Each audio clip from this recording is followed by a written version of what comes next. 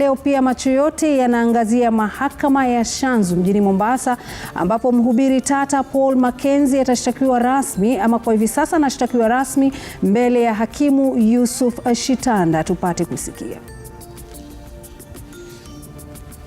Are not ready to receive them back into society, into their social ties.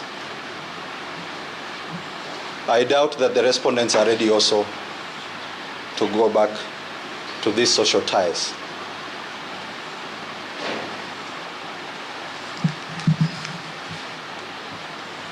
We would not want this matter to conclude in mob injustice, because the respondents deserve their day in court and to be dealt with in accordance with the Constitution and the enabling laws.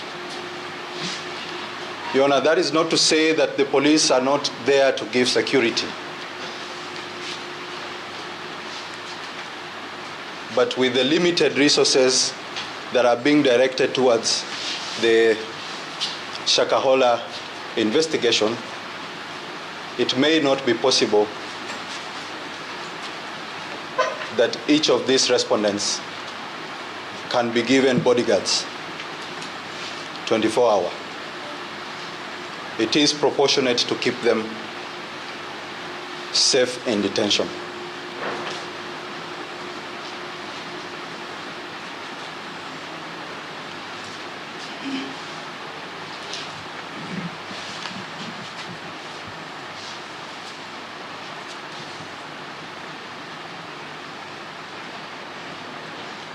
Your Honor, pointedly,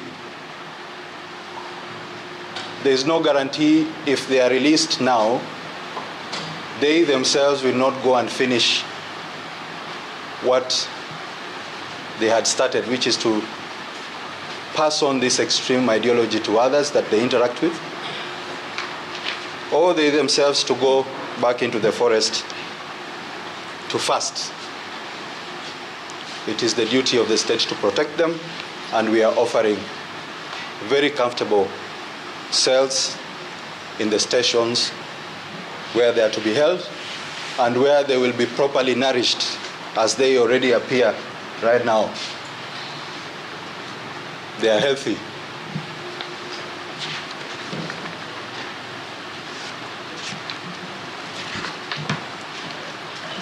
Your Honor, lest I forget, there is also the matter of identification parades.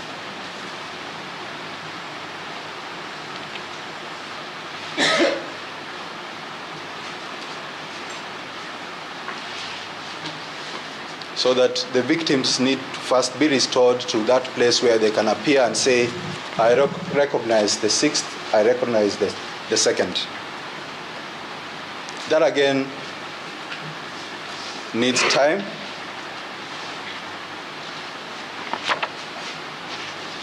And Your Honor, we therefore believe that the reasons that we have given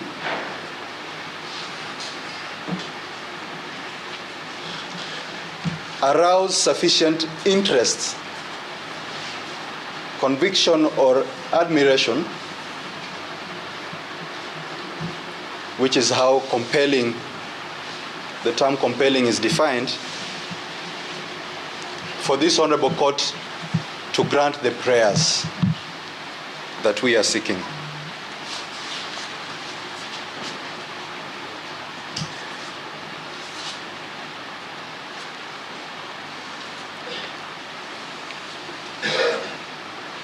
Your Honor, some of the respondents have already been held in custody, remand custody, by court orders in Malindi.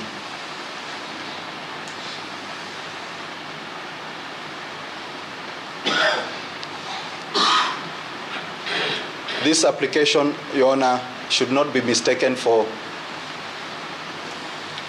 the prosecution and the police being dissatisfied with the orders that were granted by the Malindi courts.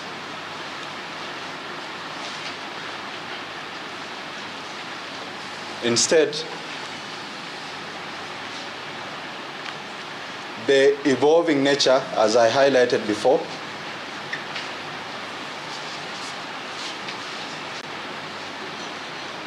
constitutes a changed circumstance in their respect to justify continued detention.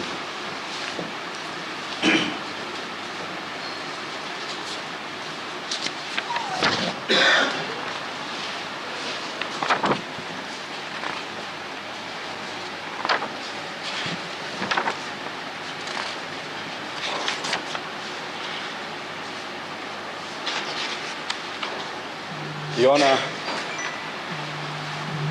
if I may add one more thing about the first respondent that is important, is that he has been convicted before on his own plea of guilty.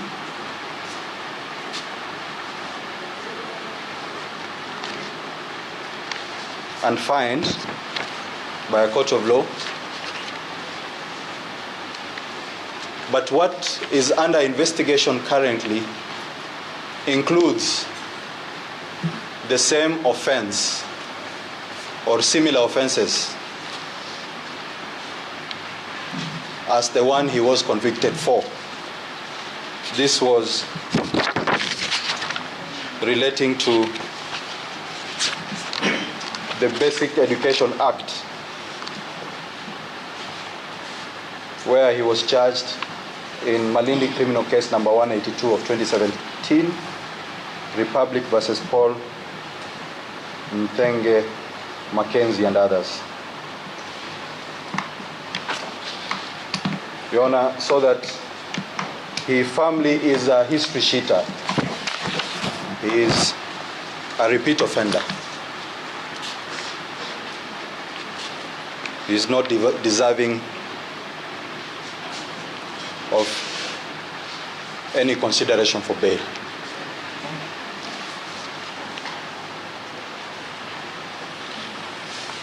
Your Honor, I will invite my colleague, Mr. Simbi, to highlight the authorities which the applicant relies on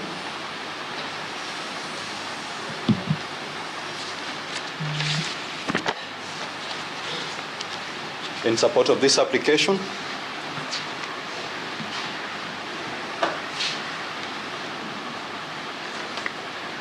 And we pray, for reasons provided, that the court grants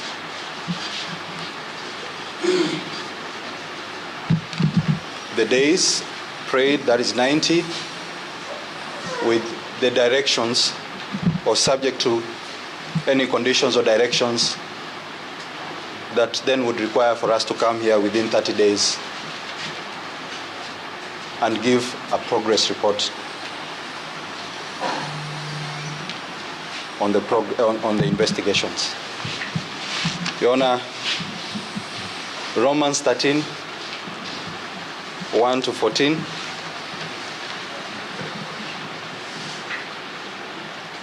depicts what happens when people undermine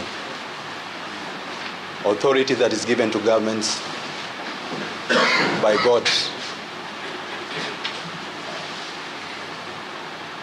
They are deserving of punishment, and it will not be possible for us to arrive to that place if the integrity of the investigation and the subsequent trial that is supposed to take them through that before we arrive at punishment is affected by things like interference of witnesses or inability of witnesses to cooperate in the course of investigations, or that the respondents are no more because of mob injustice, or that they have taken flight. So the balance tilts towards granting the orders and curtailing their liberty based on the reasons that we have provided.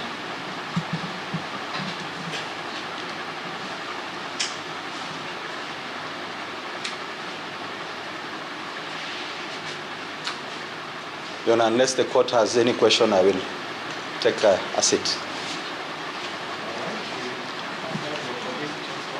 Thank you.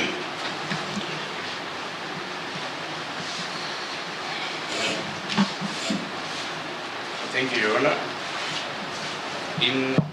In support of our application for the custodial days, which we are asking the court to grant us, we will be relying on a few authorities.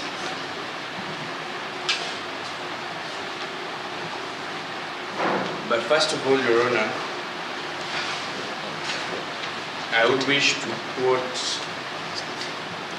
Section 10 of the Victim Protections Act number 17 of 2014, which talks about, or which states that a victim has a right to be free from intimidation, harassment, fear, tampering, bribery, corruption, and abuse. Perhaps the courts will retreat and have a look at this section. B, that their safety and that of their families considered in determining the conditions of bail and release of the offender. Your Honor, submissions by Learned Counsel Mr. Jami has in totality covered provisions of Section 10 of the Victims Protections Act. And we are relying, among other sections of the law, Section 10 in its entirety. I will invite the court to look at the case of Republic versus David Ochieng, Ajuang, and 11 others.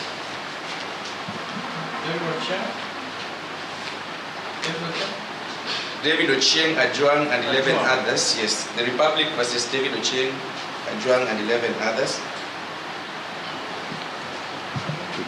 In which criminal case number 96 of 2013, where the 11 accused persons who were charged with the offense of murder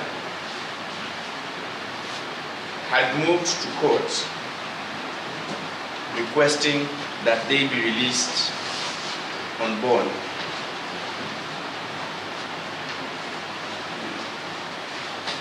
And one of the issues addressed before court in respect of that authority, I will just highlight a few of them. I will supply this authority so that the court can have a look, is that the right to life is not a preserve for the accused persons only, but is meant to be enjoyed by victims of the case.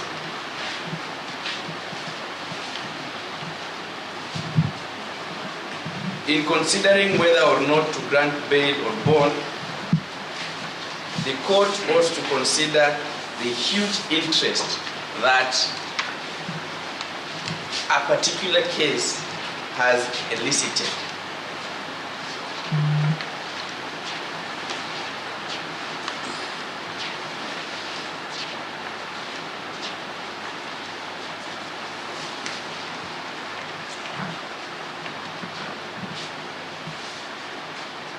It is our submissions, Your Honor, that that case can be likened to the one that we are presently arguing before you.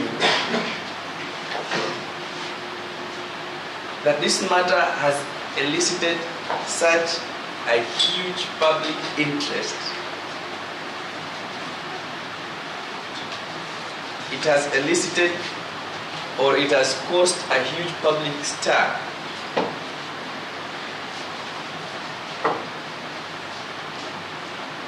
Kenyans, I can authoritatively say, are angry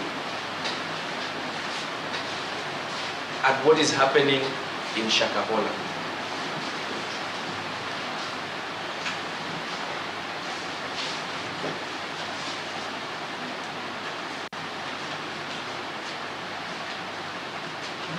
And therefore, it is important that to caution that rage,